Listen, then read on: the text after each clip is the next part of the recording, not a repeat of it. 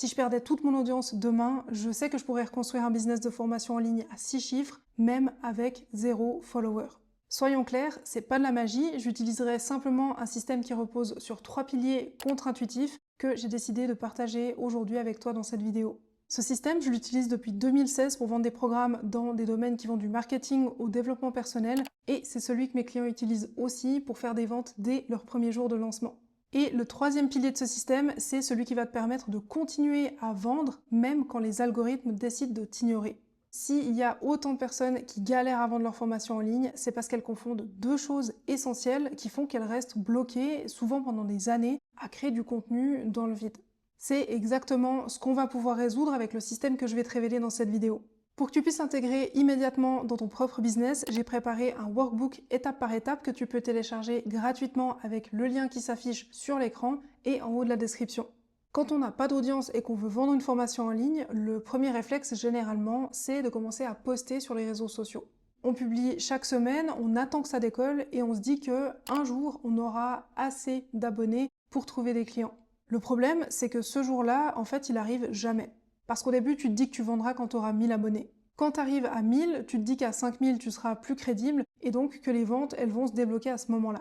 Alors quand tu arrives à 5000 et que tu vois que ton programme se vend toujours pas, tu commences à te dire que t'es peut-être pas légitime, que tu devrais sûrement poster encore plus, ou alors que le problème, c'est la police d'écriture de tes carousels. Et malheureusement, tu peux rester bloqué comme ça pendant des mois, voire des années, sans réussir à vendre ton programme.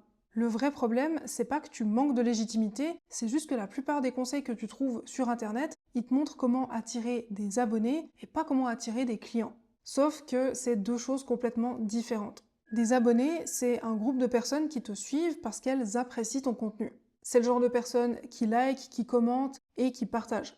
Mais pour qu'un jour ces personnes elles se transforment en clients, elles doivent cocher 3 critères. Avoir un problème douloureux, être consciente de ce problème et être dans une situation qui leur permet et qui justifie de résoudre ce problème.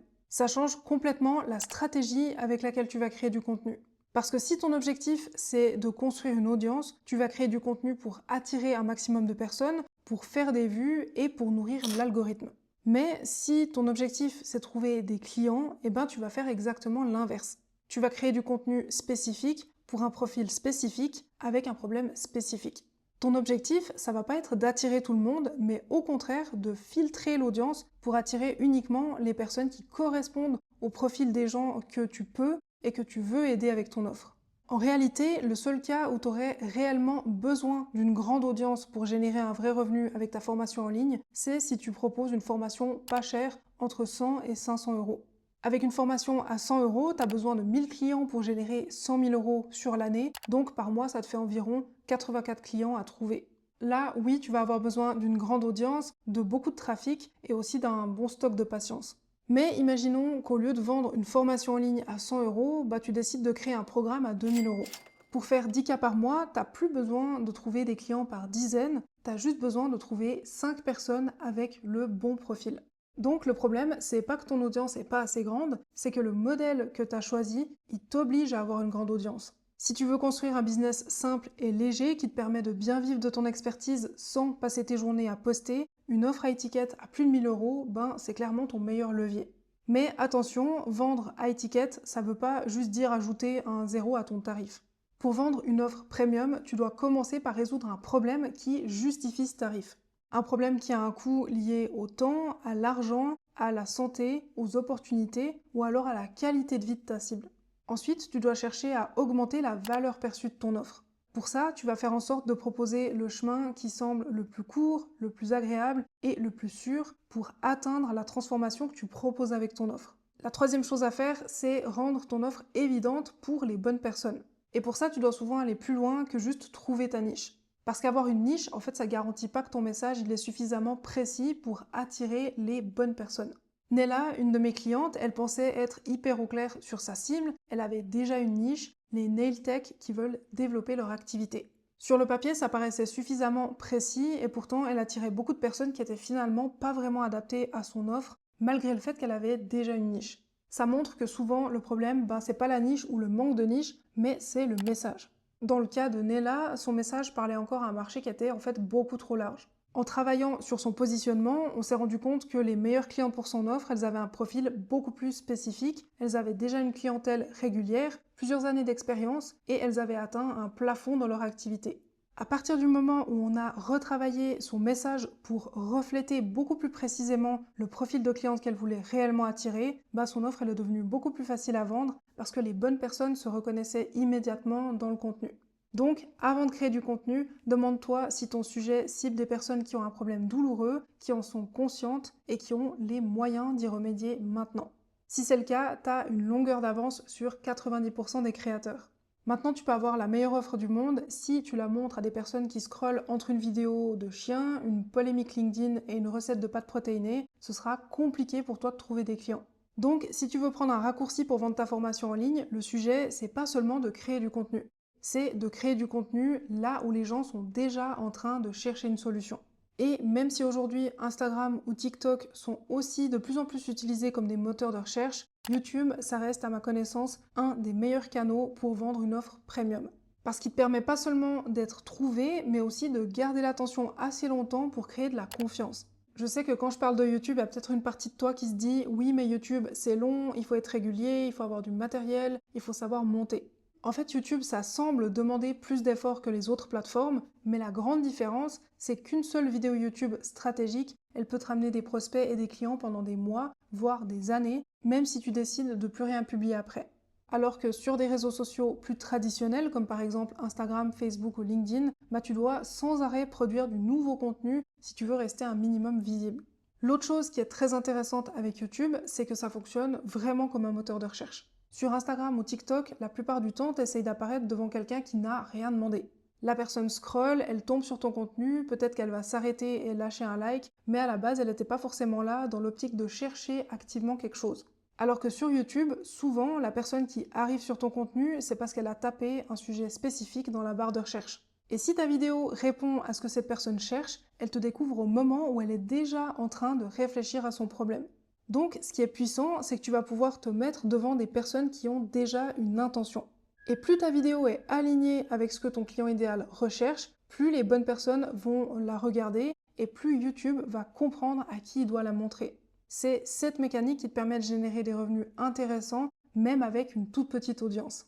Et c'est aussi pour ça que le nombre de vues, en fait, souvent, c'est moins important que ce qu'on croit. Pour te donner un exemple, en 2024, j'ai tourné une vidéo avec une miniature franchement pas incroyable qui a fait moins de 2000 vues. Pourtant, cette vidéo elle a généré plus de 20 000 € de chiffre d'affaires sans que je sois forcée de republier du nouveau contenu chaque jour. Donc, ce qui compte, c'est pas le nombre de personnes qui voient ton contenu. C'est qui le voit, à quel moment et avec quelle intention. C'est ce qui explique que parfois, une toute petite chaîne YouTube, elle peut générer plus de revenus qu'un compte Instagram avec des milliers d'abonnés. Et contrairement à ce que tu pourrais croire, sur YouTube, n'importe qui peut se lancer avec un smartphone, un micro à 50 € et une seule vidéo stratégique par semaine. Si tu as déjà une formation, tu n'as pas besoin de créer une première vidéo YouTube parfaite. Il faut juste qu'elle réponde à une question que ton client idéal t'apprenne dans la barre de recherche.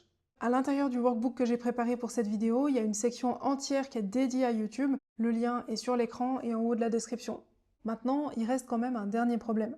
Même si tu as une offre premium et que YouTube te permet d'attirer les bonnes personnes, ça ne veut pas dire que ces personnes elles vont devenir clientes. Parce qu'après avoir regardé ta vidéo, elles peuvent simplement fermer YouTube et retourner à leur journée.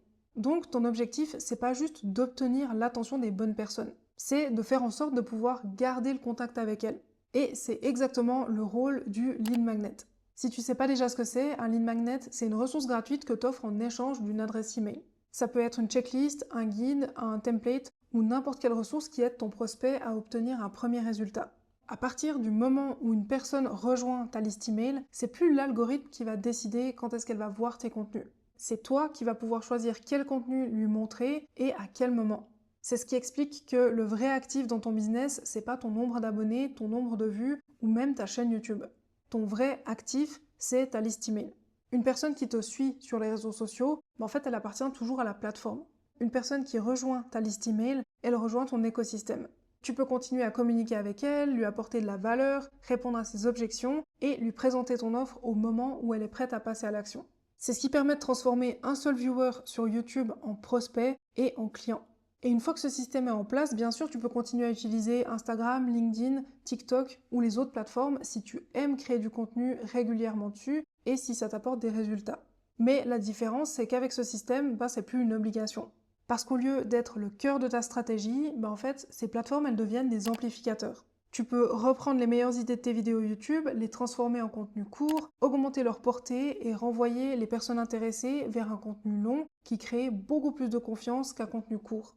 Donc YouTube attire les bonnes personnes, ton lead magnet les transforme en prospects et les emails te permettent de les transformer en clients sans poster tous les jours.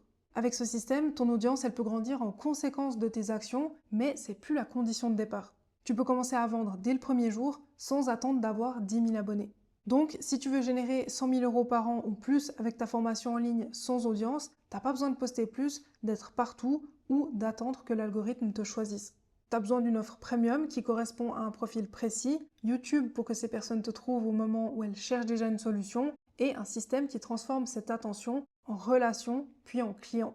Si tu veux un coup de main pour intégrer ce système dans ton business, n'oublie pas de télécharger le workbook avec le lien qui s'affiche à l'écran et en haut de la description. Et si tu veux développer ton business de coaching ou d'accompagnement, dans la prochaine vidéo, je te montre les choses dont tu n'as pas besoin pour vendre ta formation en ligne et qui ralentissent la croissance de ton business. Si elle est déjà disponible, tu pourras directement cliquer dessus pour la lancer. Si ce n'est pas le cas, n'oublie pas de t'abonner et d'activer les notifications pour savoir quand elle sera disponible. N'hésite pas à poser tes questions en commentaire et je te dis à bientôt.